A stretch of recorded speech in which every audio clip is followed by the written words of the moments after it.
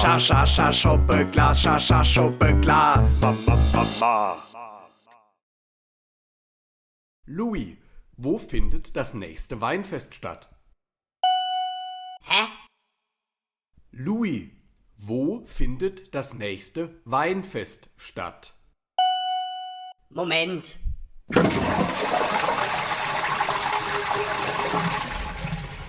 Jetzt, was willst? Louis, wo findet das nächste Weinfest statt? Also, du kennst am Wochenende auf Dagenham oder auf Haust oder noch Gausch oder ganz woanders hin. Louis, ich habe das nicht verstanden. Bitte wiederholen.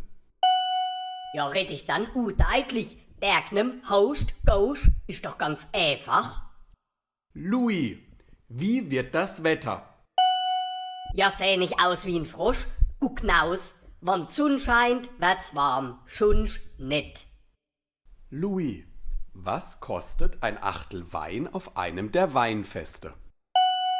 Was willst du? Bist du noch ganz sauber? Für eine Schluckimpfung kannst du den Doktor anrufen. Louis, bitte schalte die Lampen aus.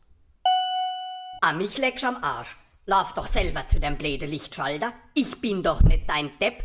Ich mach mir jetzt erstmal einen Scholle und dann leg ich mich hin. Prost. Schuppeglas, Schuppeglas.